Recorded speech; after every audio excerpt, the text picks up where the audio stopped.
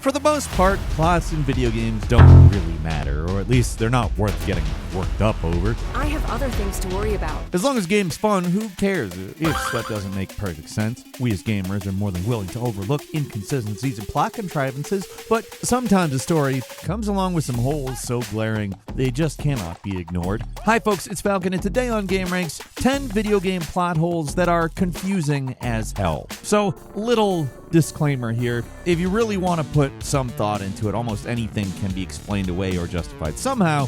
It's fiction after all, none of it's real, so if you come up with something fairly absurd that fits, fine. I mean, that works. None of this is real, you know? So, just to be clear, this list is less about angrily announcing a game is ruined forever because it has a silly plot. We're not here to try to CinemaSins anything out of existence. We just want to laugh at some confusing plot holes. You know, the kind of stuff that'll give you a headache if you think about it too much. So without further ado, let's get into number 10. Aliens, Colonial Marines, Stasis Interrupted. This is a safe target. The infamous Aliens, Colonial Marines. People are lining around the block to kick this thing while it was down. But in this case, it was all well-deserved because the game sucks, you know? There's just nothing to say about it that contradicts that and makes any sense whatsoever. I mean, yeah, you could say, yeah, it's fine. But when it comes down to it, it's an Aliens game that is crappy. It has a dull plot, subpar graphics, and obnoxious characters. I mean, it's a failure all around. If you like failures, it's probably great. I don't like it. There's so many plot holes that the fandom page for the game has its own dedicated section exclusively covering plot holes. But for me, the most glaring and importantly funniest plot hole revolves around Corporal Hicks. If you've seen the movies, you know that Hicks was unceremoniously killed off at the start of 3. But in Colonial Marines, he's alive, and there's not really any explanation as to how.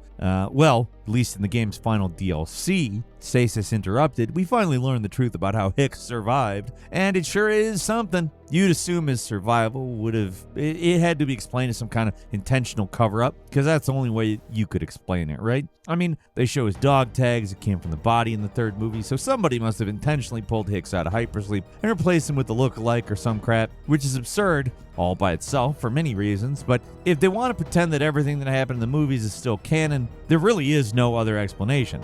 So of course, that is not what goes down in the events of Stasis Interrupted. Instead, we get this completely absurd scenario where, by coincidence, a guy wearing the exact same bandages in the exact same places just so happens to fall in Hicks' cryosleep pod, and he just so happens to get a steel girder through the face so the body can't be identified. This all happens by accident, let me emphasize, and it's the most contrived explanation possible. That doesn't make any sense. There are multiple inconsistencies with both the events of Aliens 2 and 3, the most obvious one being Hicks wearing completely different clothes at the end of Aliens, and it doesn't explain how the body got Hicks' dog tags. There's further inconsistencies, like the face hugger on Ripley getting shot.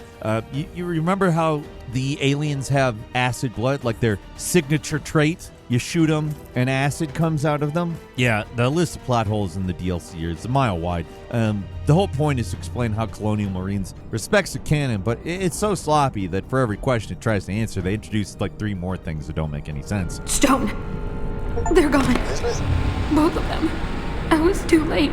And number 9 is Heavy Rain's Shelby Paradox, another game with a whole lot of goofy nonsense going on.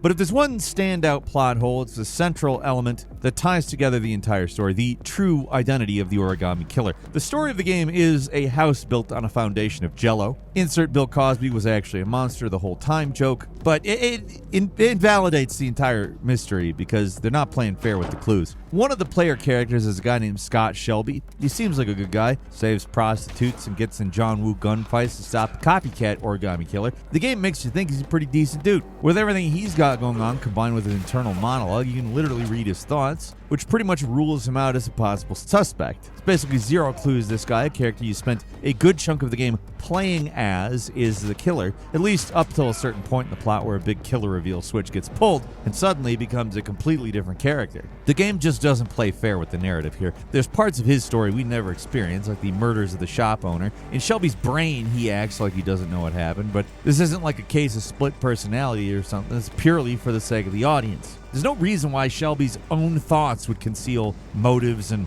memories of actions. Literally, the only reason the story plays out in this way is to trick the audience. There is no in-universe explanation for the deception. Another major part of the mystery is that Ethan's visions don't make any sense at all. This is the father who's trying to save his son while also being the prime suspect in the origami killer case. Early in the game, he experiences visions that only the killer would know and wakes up with origami in his hand. Seems like a pretty big clue, but nothing ever comes of it. The whole fugue state plot comes up and then gets completely forgotten at a certain point. The explanation goes like this. Ethan was originally supposed to have a psychic connection with the killer. That would have been the reason for his visions, which is stupid, so they cut the entire explanation. But for some reason, they kept in the visions. So it's something that seems important but doesn't make any sense at all. Kind of like how Madison reacts when she learns about the origami killer. She acts like it's some big revelation that is Shelby, which it is for the person playing the game, but for her, well, she never meets him ever during the events of the game, so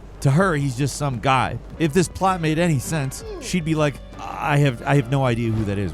Why are we talking about him? Who is Shelby? But she reacts like it's some big revelation. Like, did they forget, or does it just not make sense? Heavy rain, folks. I'm being attacked by chickens. I hate these damn birds. And number 8 is Suicide Squad Kill the Justice League's nuke. The sequence that directly follows the fight with Green Lantern is a highlight of the game. I'm not going to deny that. King Shark, Green Lantern, the Superman reveal, that's one of the better moments. Only one big problem, the whole thing makes no sense. The scenario, that is. I mean, you could arguably say the whole game, but yeah, let's break it down. The squad defeats Green Lantern, then uses his ring to open a hole in the barrier around Brainiac's mothership. So far, so good. But then Amanda Waller, the squad's cruel taskmaster, gets on the line and says they're going to launch a nuke at the ship. You've given us the opening. We're taking it. And tells the squad that their sentences will be posthumously commuted in recognition of their efforts. Your sentences will be posthumously commuted. The plan is for the nuke to blow up the ship and kill everyone nearby, which includes the squad. This also technically makes sense up to this point. I mean, this is a nuke we're talking about. It's not just some powerful explosive. It is a nuke. And Waller made it clear that the blast was going to kill the squad. So then Superman appears and stops the missile, and immediately after the cutscene ends, Waller calls and says her convoy has been ambushed by Brainiac's forces. 10-4-10-4. Task Force X, new orders. My convoy is pinned down on the way to the Hall of Justice. Get us clear ASAP.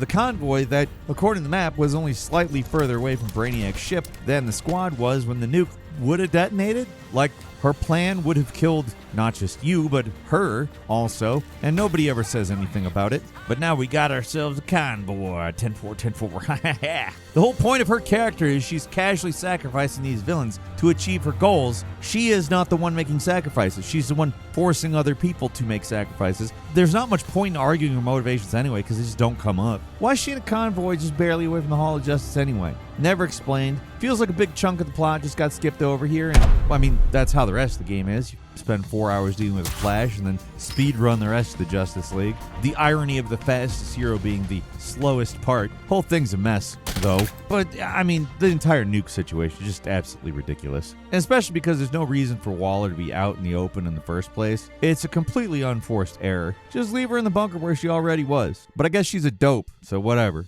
God help us. Yeah.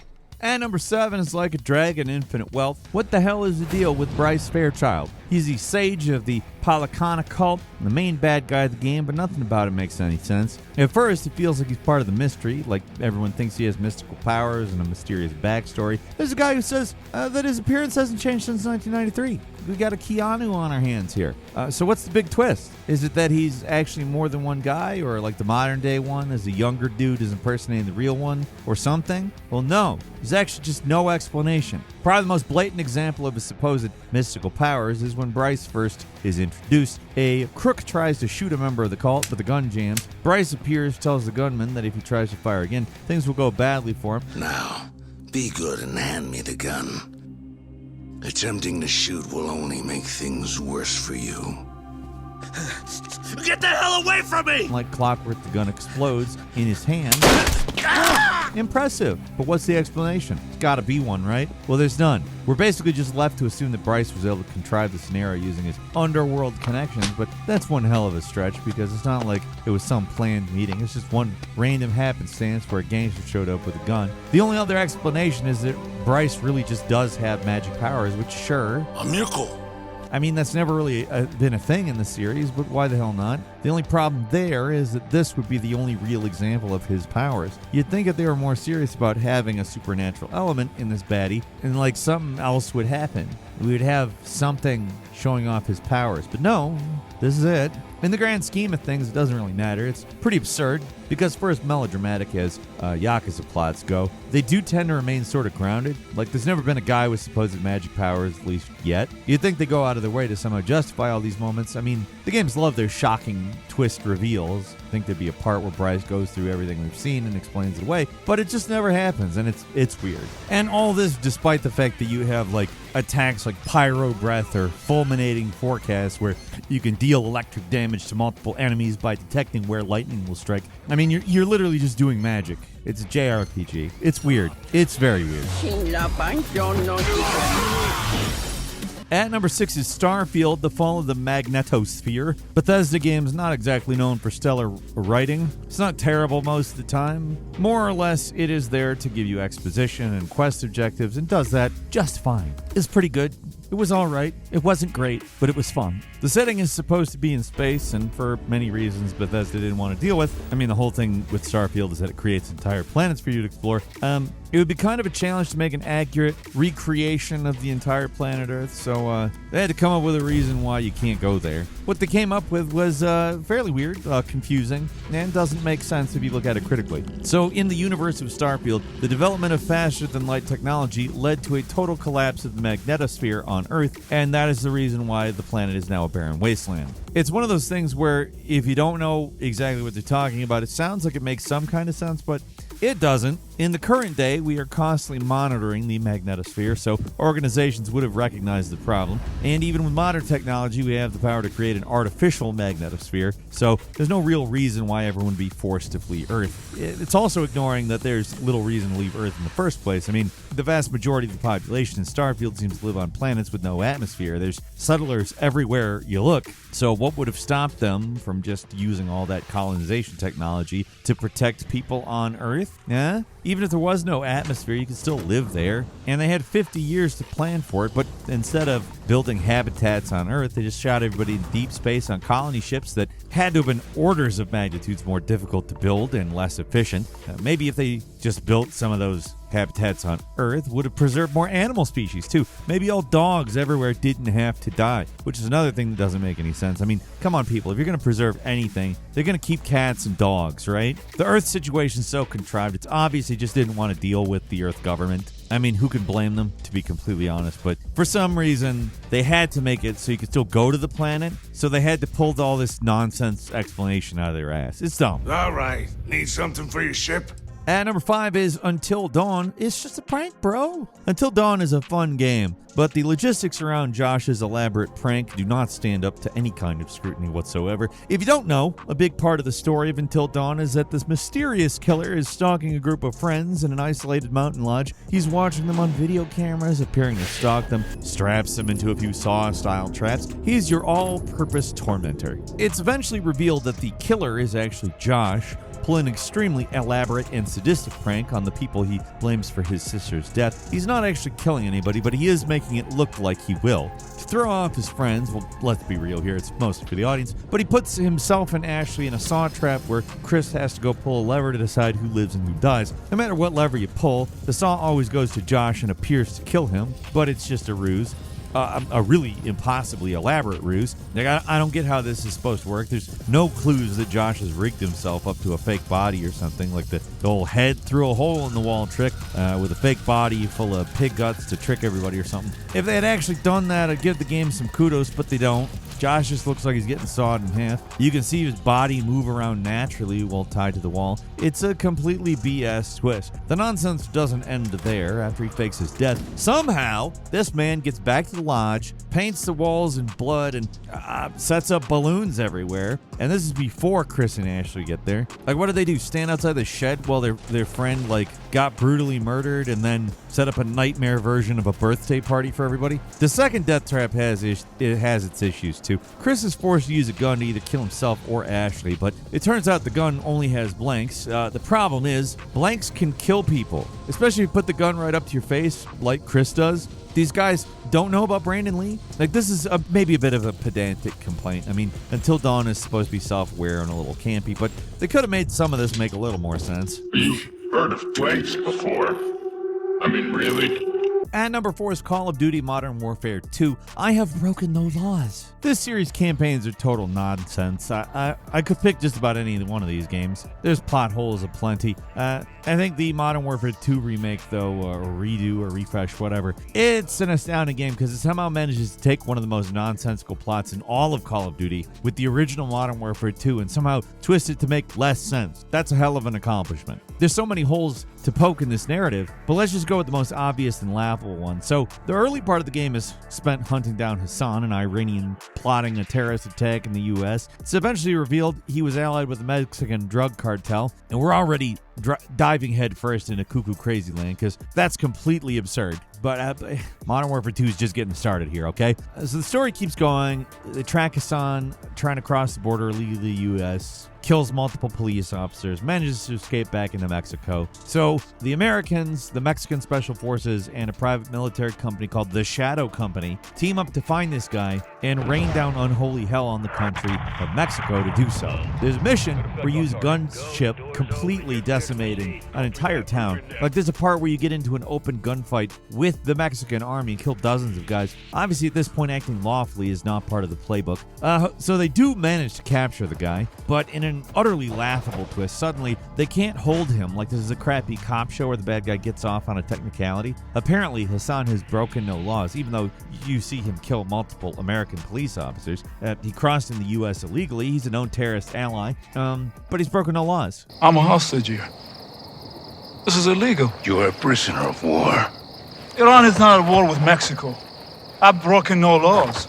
So, all right. Also, General Shepard and the Shadow Company want him dead because him being alive might reveal their dirty secrets. But no, suddenly they care about Mexico's feelings and want to avoid an international incident with Iran, even though we know what happens when the U.S. extra-legally executes a high-ranking military officer from Iran, which is not really anything. Well, essentially nothing. And this happened in 2020, years before the game came out, so there's really no excuse here. Nothing about this dumb plot makes any sense at all. It just grinds the game to a complete halt, just for no reason. So many other dumb things that happen in this game.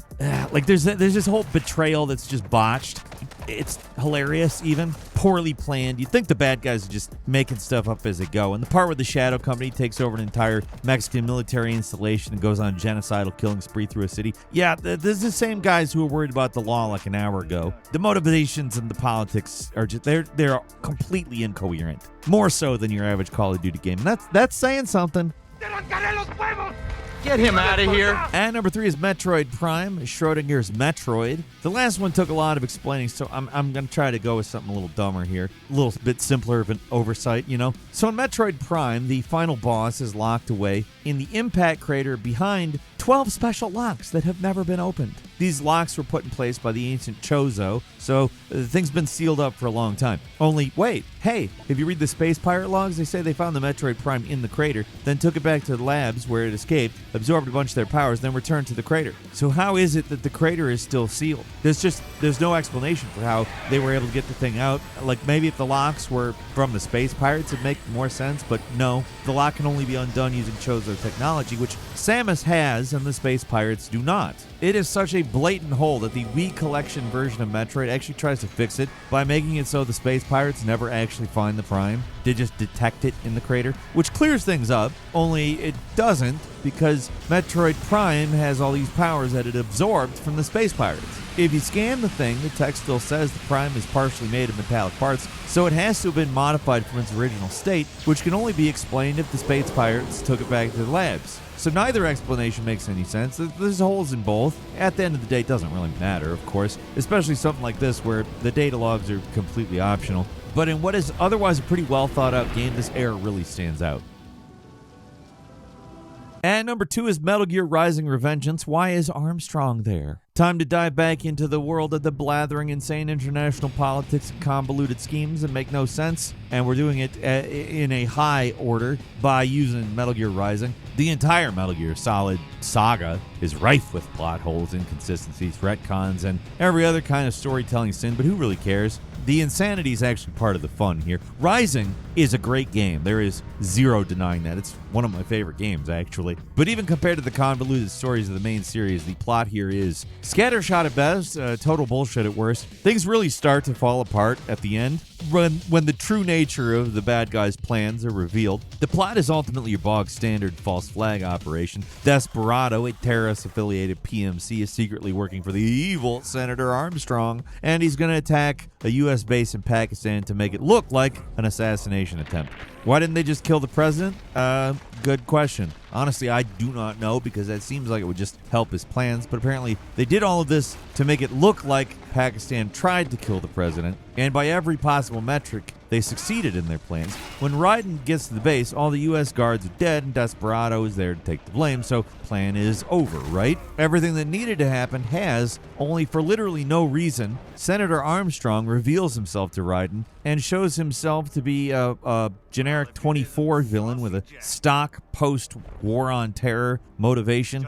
Then, after explaining his plan for no reason other than it's the end of the game, he attacks you with a Metal Gear, which had no reason to be at the base, because like I said, the plan is over. The false flag has already been planted. Did Hitler appear in a mech at Gleiwitz radio station after faking the attack to justify invading Poland? No, he did not. And for how much we all hate Hitler, that false flag worked. It was effective, if entirely loathsome. So what you doing here, Senator? Oh yeah, and then for some reason he gives you a second, different villain motivation speech where he becomes a proper Metal Gear Solid villain, and it's the funniest thing you will ever see. But the main takeaway here is that all of this is unnecessary. The only reason he's there is because it's the end of the game, and if he had just stayed home and smoked a cigar, the plan would have just gone off without a hitch. Played college ball, you know. That's a cushy Ivy League school. At number 1 is The Third Birthday from the inexplicable SWAT team. Square Enix sold The Third Birthday as an emotional experience. It's a game where you can be bored, frustrated, confused, and angry all in the same scene. It's like an experiment to create the most incoherent plot possible while still being tangentially related to a popular property. I mean, yes, Parasite Eve was already pretty nutty, but this game goes off the deep end with body swapping and multiple timelines, non-linear storytelling, lots of mysterious characters saying vaguely ominous things that don't make sense. I mean, that's putting it mildly, too. It has all the cliches and manages to surpass even the most confusing JRPG to become some kind of confusion singularity, destroying all reason in its wake. I'm saying the plot doesn't make any sense. Got it? Trying to explain it would be a total waste of time because all this shit seems like it was specifically engineered for you to just purge all the knowledge the second hits your memory banks. I've played it more than once, actually. I still struggle to retain any information about what the hell's going on. I think it's about aliens or something. I don't actually know, but at the end of the game, we see the inciting incident, the moment where the monsters breached into our world. It starts at a wedding where Aya and a bunch of other characters you don't care about are attending. Suddenly, a SWAT team bursts in with guns and uses them on everyone. And that's when Eve swaps bodies with Aya and the endless time loop starts. They pack so much inexplicable goofiness into this one cutscene and just overload your senses with migraine-level confusion that I guess they just hope that nobody notices the big elephant in the room. Why are the SWAT guys here? Why'd they just barge into a private wedding ceremony in the middle of New York City and unload rains of bullets on it? There's a lot of speculation online, give a nerd a chance to explain something with someone and they'll always take it, no matter how pointless the question is. But In game, where it really matters, there's no explanation, no clear one anyways. And all of the explanations I mentioned a second ago make very little sense with what's been established. If it's the shadow government guys from Parasite Eve 2, why'd it take so long? And if Aya is on the run, why did they have a wedding in a church that's a New York landmark? Like nothing about this makes sense. Where'd the SWAT guys come from? What do they want besides to kill? Hey, you shut up. We're the SWAT wedding unit. We don't have to have a reason. Anyway, they're just there because Nomura wanted a big dramatic scene for the ending. Doesn't matter that nothing about what's going on makes even an iota of sense. It's big and dramatic and emotional, and that's all that matters. In a way, I guess he's right, because if there was an explanation, it wouldn't be nearly as funny, and that's really what we're here for, right? I'll answer that for you. Yes. The answer is yes. We like it when games are inconsistent and it causes laughter. So with that takeaway, that's all for today. Leave us a comment. Let us know what you think. If you like this video, click like. If you're not subscribed, now's a great time to do so. We upload brand new videos every day of the week. Best way to see them first is, of course, a subscription, so click subscribe. Don't forget to enable notifications. And as always, we thank you very much for watching this video. I'm Falcon. You can follow me on Twitter and book me on Cameo @FalconTheHero. We'll see you next time right here on gameranx.